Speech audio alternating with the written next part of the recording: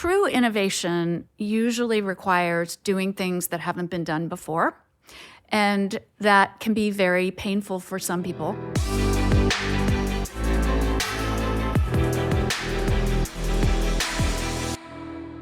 Hi, Barb, and welcome to Owning Your Legacy. I'm so glad and privileged to have you here.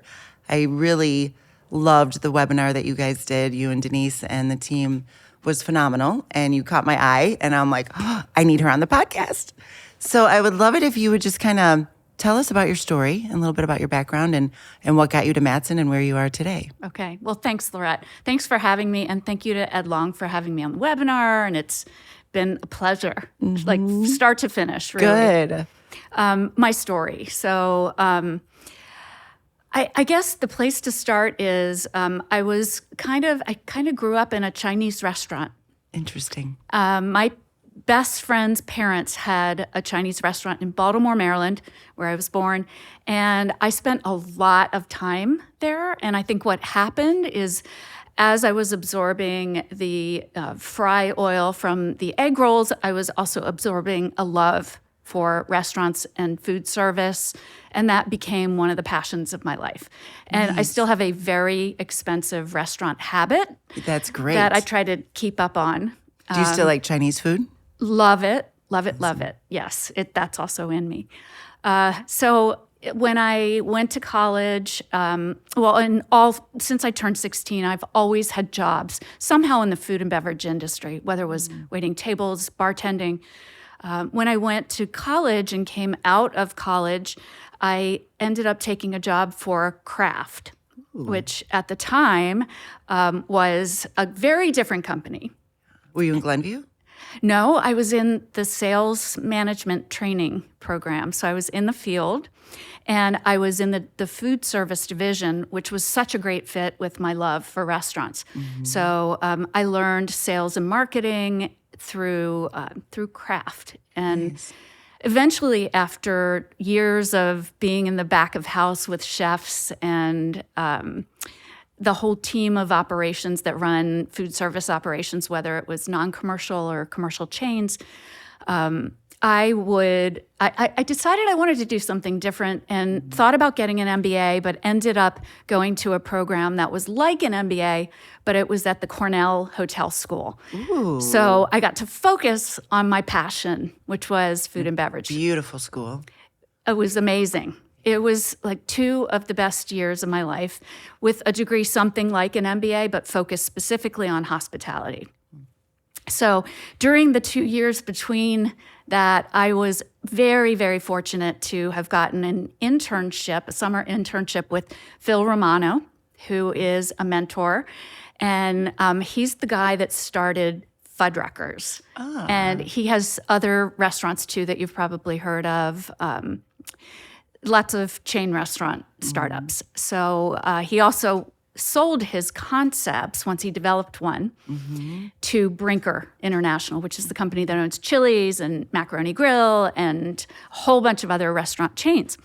So I left grad school and moved out to California, mainly because it snowed on Mother's Day in Ithaca, New York, and I did not want to live somewhere where that could happen again. So moved to California, never looked back. And My brothers did the same. I don't know how you do winters here. It's hard. It's hard. We get a sunny day and we're like, It is hard, and I'm not built of that stuff. No. So I moved out to California to start a restaurant, and it ended up being a really interesting part of my journey. To make a very long story short, we decided not to go into the restaurant business. Part of that was a real big epiphany for me and the start of my career. And the epiphany was because I was working in someone else's restaurant while I was developing ours. The epiphany was to be a successful restaurateur, what you have to do is the same thing every day. Consistency, consistency, consistency, operations, operations, operations. I've heard that from Gordon Ramsay on his show. I love that show, and I hear what you're saying. It's a slog. It's a very difficult, challenging industry. And I knew that I was not good with doing the same thing every day. And I just didn't see myself being good at that. So that was really helpful in me when I was trying to figure out what to do next. Right. And I talked to another mentor of mine, Professor Tom Kelly, who taught restaurants at Cornell. And he said, you should go talk to someone at Mattson, talk to Pete Mattson there. They do something around innovation and food and beverage. And that was 26 years ago. Wow. And I walked in the front door. Congratulations and staying at the same company for 26 years. I know you grew up in the business. Totally. And it sounds like I could hear people thinking that might get boring after time, but I have never had a boring day at Edlong in almost 30 years. So that says a lot. And I bet you probably feel the same. I don't have a chance to get bored, which is exactly what I wanted. And it turns out that that's what I'm good at, is constantly moving on, learning new things, becoming an expert in something, moving on to the next thing the next day. And we are so lucky in getting to work with our clients who are food and beverage companies, large, small, in between, and then the whole infrastructure that surrounds that. So companies like Edlong, who are suppliers to the industry and providing critical ingredients for the work that we do as part of our product development practice. So never a dull day. I have loved every minute of not every minute, maybe not every minute, but most of my time. Most of my time there. So it's just and there's been not great. many Mattsons of the world, are there? No. In fact, I mean, no one does exactly what we do.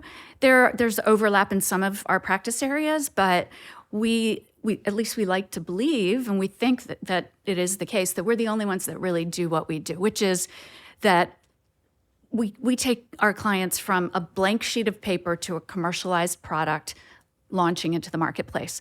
And I mean, it could be, I like to say, it could be a guy with an idea and a checkbook. Right, and a dream. And a dream, exactly. Yeah. Oh, I love exactly. We are selling a dream. We are selling the dream for a lot of people. So Can you share any of your favorite launches? I really love working with entrepreneurs. You know, they're exciting and passionate, and these days especially very purpose-driven, mission-driven. Yes. And so it's so wonderful to be able to work with the person who is leading the passion, the person who's leading through passion. It's like the founder's journey. Yes. That's beautiful. Exactly. Consumers these days, that matters so much more. Yes. Absolutely, yeah.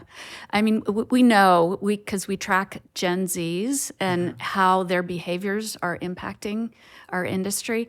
And so the younger generation are very much, they are label readers, they are mission readers, they are... Research. They will do the research on a company. Millennial with laptops. It just came up earlier today. They'll look up anything. They will look it up and they will hold you to it. Yeah. And if they sniff out something that is less than authentic, they will reject a brand, a product, a category. And so it's really interesting to see the change. I think it's a great change. I think that they're bringing us all to be held accountable. Which is absolutely, yes. Really kind of cool. Yeah. So you were talking that, and I know you can't probably give any of this away because you said trends are coming out in the very near future, but is there any that you can touch on that you think that our listeners should know about and even act on?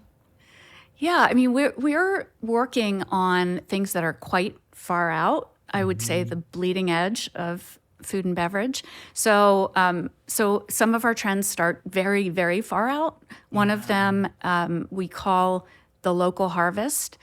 And I mean, it kind of starts with what we've been through the last couple of years, where, you know, if we've learned one thing about food and beverage, we have learned that food is at risk for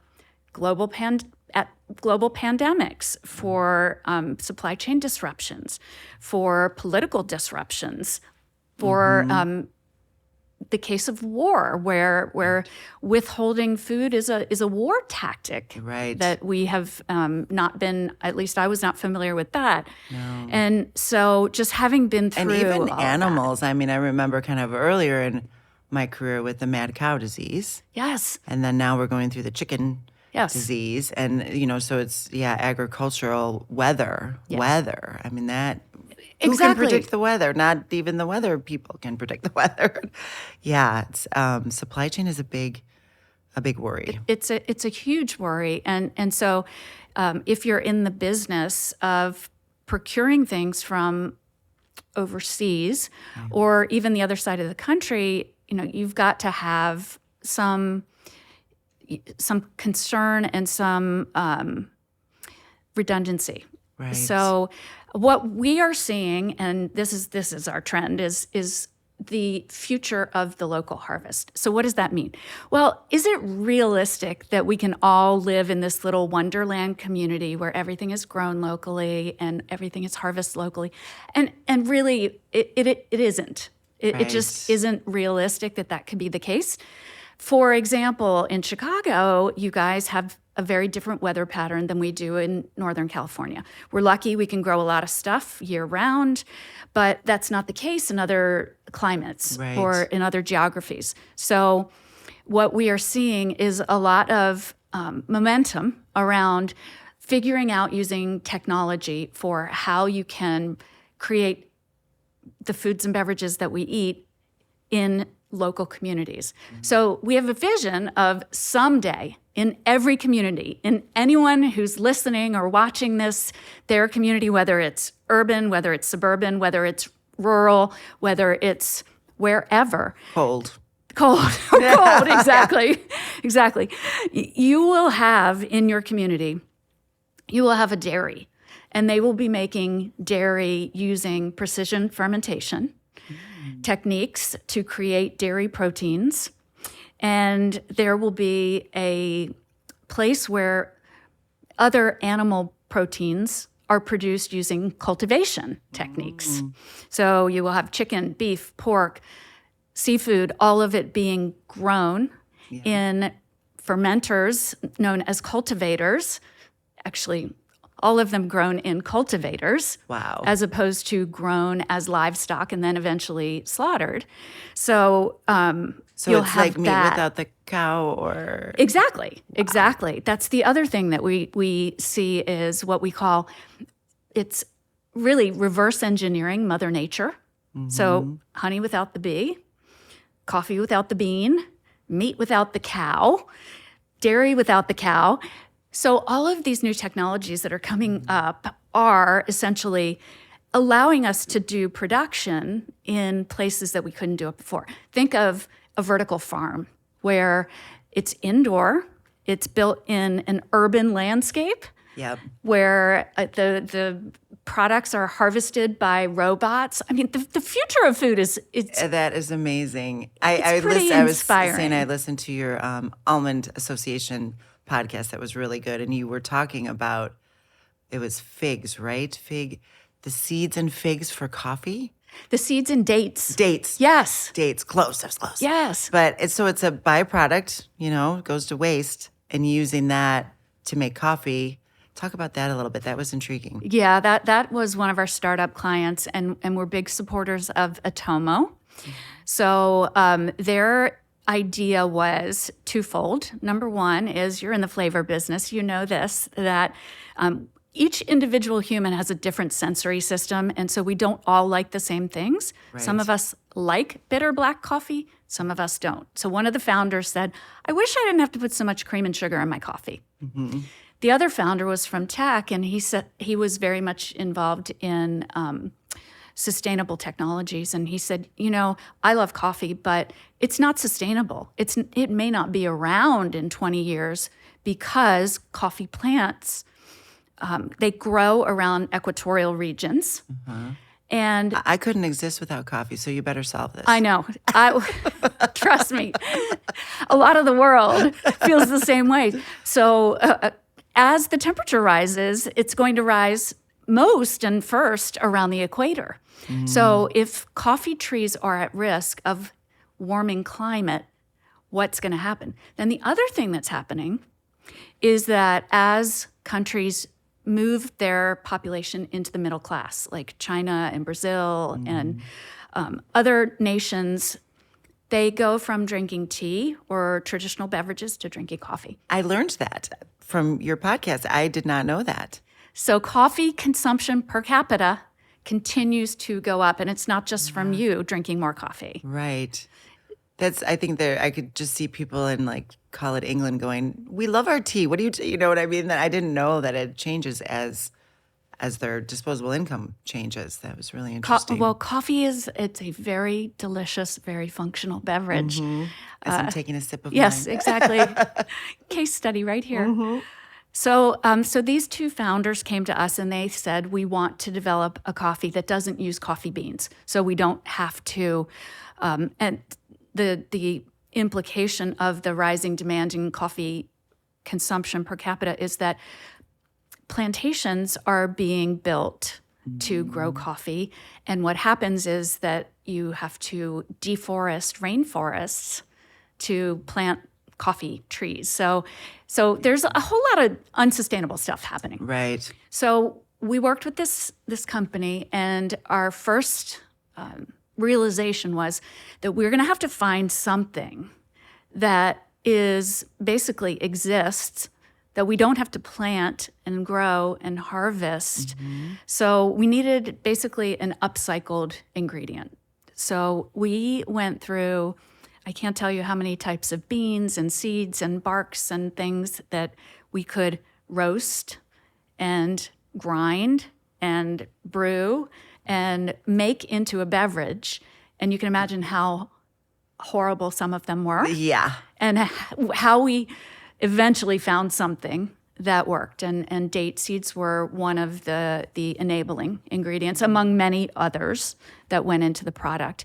Is that on the market yet, or is that still? It is, yes. You can get it on Amazon. I got to try that. I've not tried that.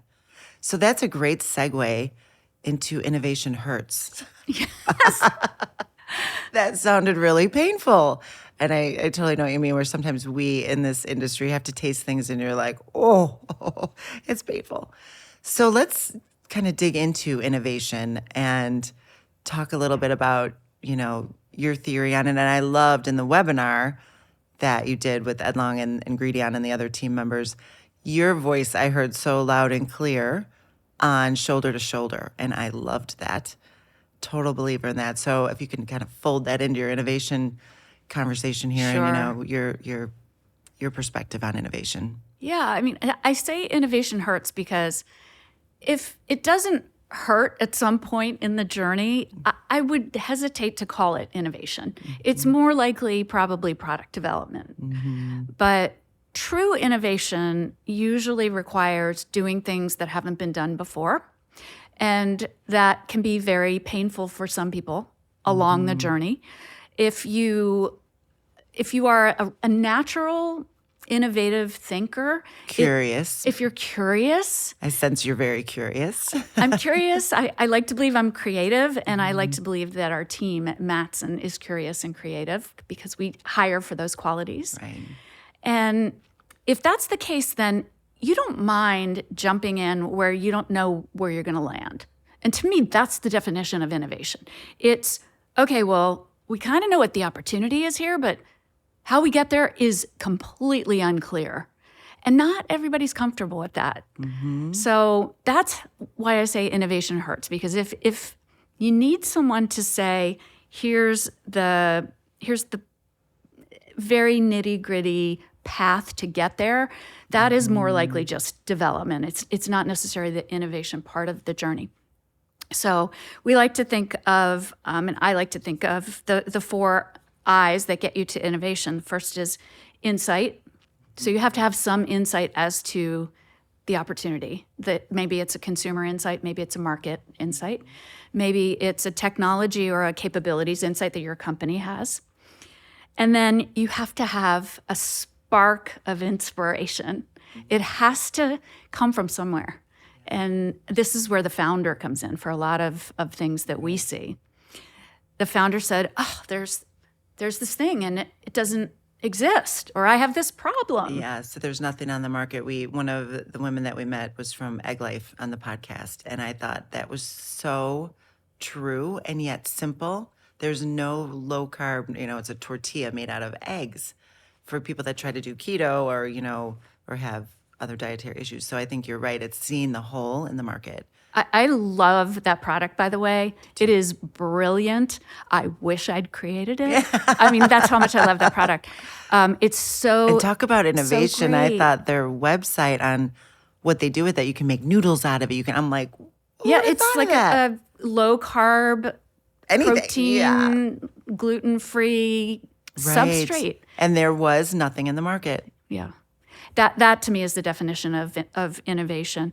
And so there's insight, there's inspiration, and then there's ideation. So, in most cases, what we're working on has some sort of ideation around it, whether it's ideation around the concept or ideation around the product, to really think through what this thing is that's going to solve this problem that you've identified through inspiration and insight. And that gets you to innovation. Mm-hmm. And, the best way to do these things is really together. I agree. And we believe live, in person. It's one of those things that COVID hurt a lot, right? Absolutely. It was hard for a while. It was really It hard. hurt. It did hurt. It It hurt. Those of us that like to walk around the lab and taste stuff that's, what we're working on. And obviously our lab, I'm sure yours too, had to be in the office during COVID, and we had to be creative about that. But then they didn't have the rest of us wandering around and really innovating with them. But yes, okay, so side by side for sure. Side by side for sure. Yeah, and unlike your company, which manufactures ingredients that go into food, we are not manufacturers. We're just an innovation agency. So we did shut down completely. Oh, okay. So we had this actually totally brilliant solution. I'd like to think of it as innovation. Yeah. So we're in the San Francisco Bay Area. And during COVID, all of our team they had to go home and shelter in place. And they had to develop from their home kitchen or their garage or wherever. So we ran. So you sent samples and stuff? We ran a shuttle around the Bay Area, literally across bridges around the Bay Area, to drop off supplies and equipment and ingredients to keep things going, because we had to. We didn't have a choice. Wow. Yeah. So that was an interesting time. But we like to do it. We like to be in the lab just like you and your team and tasting side by side. It's so much better. Right. As is doing consumer insights live with consumers in the room with you. Because face expressions, right? Hugely important. Taste something and they might not say it, but their face says it. Absolutely. We talk about it as unmet or unspoken needs and reactions for sure. And how about, getting the experts side by side? And I think collaboration in our industry has gotten so much better, thank God. I think that's what you were talking about, that plant-based has almost forced it in a good way. Absolutely, yeah.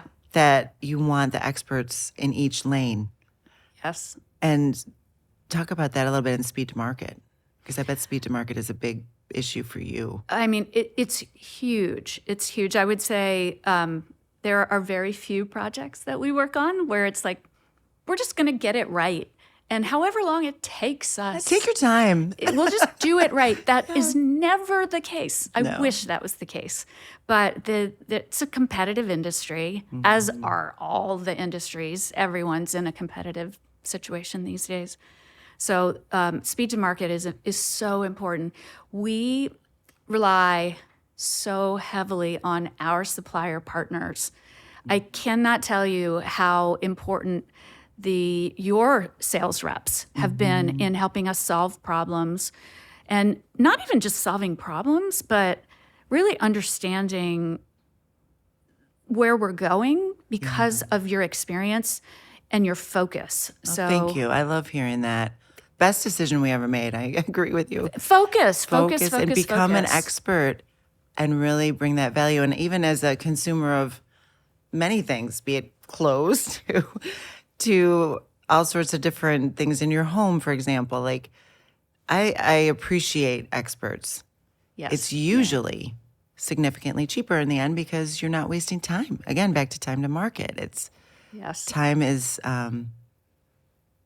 very valuable. Yeah, our clients come to us, and this is the case with all consultants and agencies, because we have experience that's broader and or deeper than they do. Right. It's just outside their area of expertise, and we can get them up to speed really quickly. So what happens behind the scenes, though, when we're doing product development is we may know what we're developing, so we know how to develop this thing, but we're having some challenges on getting the texture right or the flavor right or whatever the case may be. And so we go back to our suppliers and we lean very heavily on them. Hey, can you help me understand, like, what's happening here? Right. And sometimes we have the answers, but a lot of the time we don't. Yeah, and I always think of it like a triangle because you might pull in like a starch company there and they know starch and they know exactly, Yes. what's wrong with your texture. But they won't know how that starch is reacting with the flavor Right. or the fat. And having the collaboration and everybody in the room, and I love that. That gives me like chills. Like when you see that in action and people really solving really big, hard problems. Yeah. It makes me proud to be a food scientist. You're proud to be in the food industry, It's like food heroes. We've talked about that before, and I love that concept. Yeah, it's really interesting because the food service industry is so different from CPG or consumer packaged goods. Yes. So the way that at least the quick serve restaurant, the QSR segment works is that almost all of the menu innovation, so this would be for McDonald's and Taco Bell and Subway and Chipotle and Panera and all of these chain restaurants, the way that menu innovation is done is they work extremely closely and lean even more heavily than we do in CPG. They lean on their suppliers. In the CPG world, it's a little bit different. There's, I would say, there's less leaning on them and more using them as experts, exactly like you said. But the QSRs, the fast food restaurants, they will have their suppliers develop the products. Right. So it's quite different. So that, for example, just so our listeners kind of understand, because I hear exactly what you're saying. So if we'd say, we were talking about IHOP, for example, so they'd be a QSR, and they might buy their chicken from Tyson. Yes. So IHOP will go to Tyson and say, we need innovation, and you guys go do it. And they'll work collaboratively with them, but Right. they'll lean, I would say, more heavily on them than having their own internal teams. Right. Whereas in consumer packaged goods, which is the place where we play most, Right. Us too. That's where we would mostly be. So again, for listeners, that would be like Pepsi, Nestle, Right. General Mills. grocery products, club yes. store, convenience store, things that you get there. Yeah, it's as you said though, it is really changing in that there's a lot more collaboration because timelines have gotten shorter. The industry is more competitive, and the technologies and the opportunities out there are just proliferating. So how do you know that you're choosing the best? How do you know if you're designing the product the best way? It really helps to have outside experts as part of your process. Yeah, and back to COVID really slowed innovation at the CPG companies a lot. They were like just trying to get everything on their shelves, and it was more supply chain stresses that they were dealing with. And Yeah. it's great to see it back, though. It feels like it's back in full swing pretty much now. So very happy about that. Yes, we are too. yeah, Very I happy about that, especially when we had to close the lab. That was Yeah. an interesting time. And it definitely feeds my soul to see customers, So it was hard not to have connection and contact. So one question, as you were saying that about CPGs and development, do you feel like food science or, these youngins that we are working with on the bench in R&D at the CPG companies are feeling, and I went to Purdue and food science, and we didn't barely. In our senior year, we got to touch flavors on a project, but it's not something that was taught then. I don't know how you feel as far as them being able to, it's back to them, you saying, they went to the experts or they lean on their experts. So when they come out of school, do you think they know how to do innovation and product development? No. I think they take classes. Right. And they may have, if they're at a great school and they have a good curriculum, they'll have a single product innovation course, or they'll have one product development class. And so I don't think they're learning. I mean, they're learning at an academic level, and then they might have one or two projects. But the only way to really learn is to do it again and again and again. And you, without a food science degree, are like a food scientist. I've heard you speak, and you know a lot. And I think, like you said, it was learning probably in your many years at Mattson, and really being and having curiosity and listening and absorbing and tasting, and so it's just endlessly fascinating to me that what people eat, why they eat, and then how much goes into how we make the foods that we eat. It's incredible. People have no idea, right? They have most consumers. So have you no wrote a idea. book about it because there was no book out there. Yes. I love that. Yeah. And I think of it as my little entrepreneurial venture. It was definitely A book is not little, and believe me, I'm in the midst I know, of it's my. a little, It is not little. It is a birthing process of its own.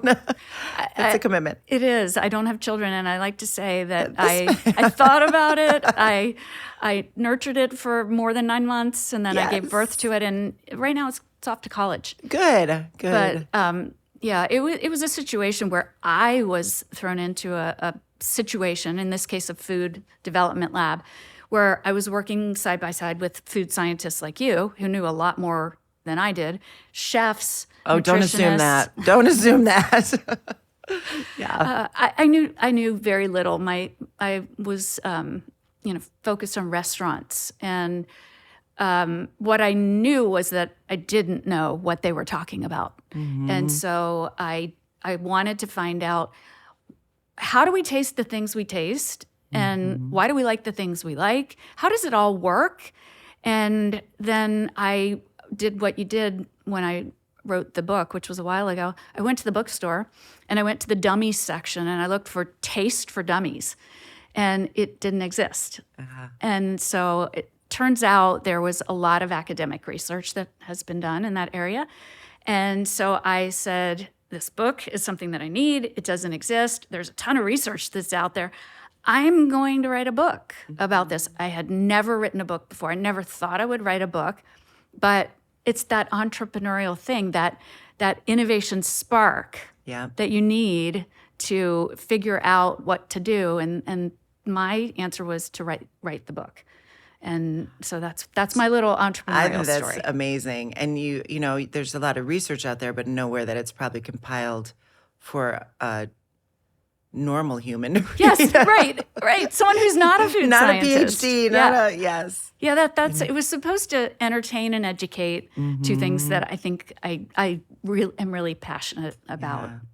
I like that concept of education too, because back to the students getting out of school, we do a lot of like flavor classes, especially for that kind of group, and they love it. You know, the smelling of the chemicals that turn into a taste, or aroma is such a big part of it, and it's education is important. Definitely. And I was lucky enough to work at the San Francisco Cooking School for the 8 years, I think it was, that they were in business. And I would teach the science of taste to each incoming class. And there's just, like you said, that you see the wow, the aha, the oh my gosh, I never knew. Yeah. And that's so inspiring to me. It's so motivating. And I really hope that people use it as education. Right. And the point is, I think the point of the book is twofold. Number one, you're going to eat anyway. So you might as well get as much enjoyment and satisfaction and sensory information from the food you're gonna eat anyway. Exactly. And make it fun and even a ritual. It's like, such a community thing. Talk about what you're Bonding. experiencing. Yeah. And that's a good segue into the second thing that I wanted the book to do, which was to make people realize that we don't all experience the same thing. And this is true in every aspect of our lives with all of our senses.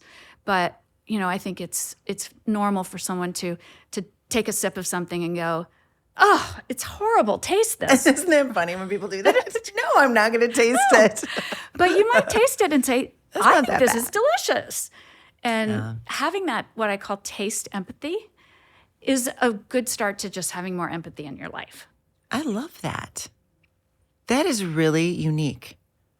And I'm thinking of, so the guy I'm dating, well, he's pretty picky eater, but he grew up in a really picky family, and his son is really picky and almost more texture than taste. And I know you talk about that. The taste has a lot to do with texture. And I have found it's best if I don't give a lot of attention to that. You know what I mean? And it's exactly what you're saying. It's having empathy for, if you don't like it, that's totally fine, no big deal. It's hard to put yourself in somebody else's body and see what they see. I mean, I'm wearing glasses right now, but you don't know what I'm seeing with or without my glasses. Right. So how can you expect to know what somebody's experiencing when they put something in their mouth and taste it? So also, it's not being judgmental. There's a lot to that. I just love that concept. How do you know what someone is experiencing when they're going through a reorganization at their company, or they're going through a personal thing that's happening at home, and they're obviously trying not to bring it to work, but you can tell that there's something going on. There's just so much empathy that can develop by understanding that you can't get inside another human to fully understand. The best that you can do is empathize, sympathize, and to each his own. Thinking of vegan and plant-based and what have you, or flexitarians, totally cool. Be whatever you want to be. It doesn't matter, and not to, push something, I guess, on somebody. Let them just be where they want to be. Love that. I think the Gen Zs, the millennials started somewhat, but the Gen Z up-and-coming generation is, they're so good at that. They're so open-minded. I agree. So empathetic, so inclusive. Yes. And it is an inclusivity thing. It is totally inclusivity, right? Having respect for whatever you are experiencing. Your experience is your experience. And I don't judge it. I have respect for it. Right. It may not be my experience. And even let's have a conversation about it and learn about each other. Right. Okay, so being leaders in the food industry as we are, what do you feel that our generation needs to do in order to leave a positive legacy for this industry? That is such a good question. Thank you. It's not mine. I borrowed it from somebody. Named Denise. Well, I think there's twofold. There's just leaders in the industry, and then there's female leaders, which we both are. And I do think that just showing what leadership looks like is so important. And there's so many stereotypes about what female leadership means. And I think some of those stereotypes are actually really good things. One of them being empathetic and emotional. And vulnerable, exactly. Being fair and inclusive. I think that what we can do is lead by example and mentor women in ways that probably you and I weren't mentored when we were young. Right. I mean, I remember when I started my career, I was oftentimes the only woman in the room. Absolutely. Me too. And that's not the case anymore. And the thing that really blows my mind is in food science, to get back to where I come from, really, there's more women in these programs these days than there are men. And it's science. Even in my era at Purdue, we were 80-20 women. Really? Yes. But then the problem is there's no elevation into the C-suite. Something happens there. Yes. Yeah, right. So that is still a challenge for sure. But I see just a generation of female entrepreneurs. We are seeing them come through at Mattson. Great. And hiring us to help them develop the best proposition they can for consumers. I do think that that it is changing. The C-suite is starting to change. So I hope things continue to change, whether or not that's the path that women I think so. choose. I think so too. Yeah. I liked a lot what you were saying too about the fermentation, and I think having this little bubble of a plants, or like a dairy, and getting it more localized. I think that would be an amazing legacy if we could pull that off. For sure, yes. Well, I think the term these days, regenerative, is a really interesting one because obviously we have some challenges with the environment that we're living in, Right. climate and disasters and things that are impacting not just our industry, but every industry and almost every geography. So I think if we as food and beverage professionals and leaders can leave the planet from a food perspective in a better place than what we inherited, I think that would be a really great goal. It's a really big goal. And you have to just bite off a tiny little piece of it and do what you can do within your own company. But if we want to leave the world to people who can experience the diversity of species and foods and the bounty that we've been lucky enough to have, Right. if we want that to continue, we have to figure out how to do it with less impact. That's More sustainable. more sustainable, and whatever that means for you and your company. Right. I know I'm sounding like a millennial. You are. And I'm not. I'm not. But we see it every day in I think they're teaching us. in the consumer research we do, and also these entrepreneurs that are starting companies these days. They are building the environmental concern and the sustainability into their products today. The new products today are, I'm telling you, there is not a new product from an entrepreneur that we are starting today that doesn't have some sustainability Packaging. mission. Yep. So Love that. that's starting to happen. So, okay, last question, and it might be similar answer, but what is the legacy that you want to leave behind? I guess there's two things that I would like to be known for. One is inspiration. So I'd like to be. I think you've got that covered. You're great. Well, I'd like to be an inspiring leader, but more importantly, I'd like to be inspiration at the level of the individual. So having an impact on individual people's lives and letting them know how good they are. Ooh. I hugged my bartender last night. He was so good. He was just so good. I just hugged him and I said, "Do you know how good you are?" And sometimes So give me an example of what he did that was so special. he was a little taken aback. Because you know that world, because you lived in that world. So Yes. what wowed you? He was just so sincere and so generous, and he went above and beyond and asked for something that wasn't on the menu because I'm a picky eater and I'm really high maintenance.